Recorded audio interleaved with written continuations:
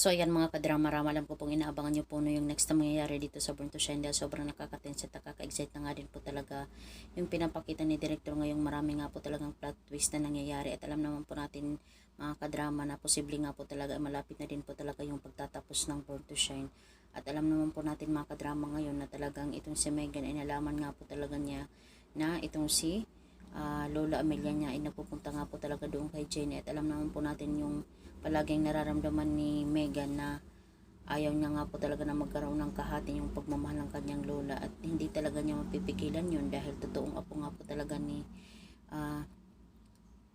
Amelia nga po talaga itong si Jenny at yun nga po talaga mga kadrama dahil pinahabaan nga po talaga ni director yung drama ay talagang ginawang hindi na anak itong si Megan ni Dio dahil parang ipapaako na ata ito doon kay Freddy na siya daw yung totoong ama dahil pinahaba nga po talaga nila yung storya na to, ginawa nila ng other story. Kaya dahil nga po talaga dito mga kadrama, dahil itong si Miss Amelia ay nakikita nga po talaga niya itong si Megan na talagang kakaiba yung kanyang character, na parang hindi daw niya ito apo, ganito ganyan. Syempre yun na yung linyahan niya kasi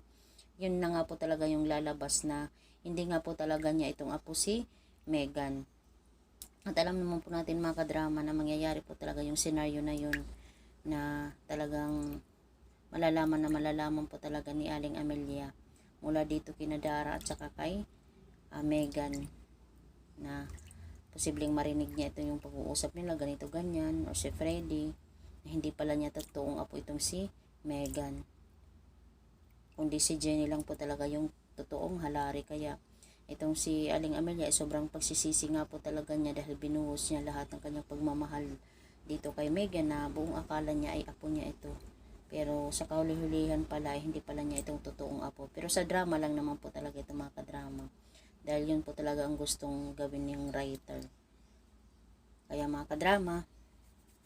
alam ko po na sobrang napakasakit din po talaga ito para kay Megan na malalaman niya nga po talaga yung katotohanan about sa kanyang pagkatao na hindi pala siya totoong apo, hindi pala siya totoong halari. Talagang yan, walang sana nga po talaga itanggapin pa rin siya ni Lola Amelia niya na kahit hindi sila magkadugo ay apo pa rin talaga yung turing sa kanya. Pero yung totoong halari na nananalaytay sa dugo ay itong si Jenny po talaga.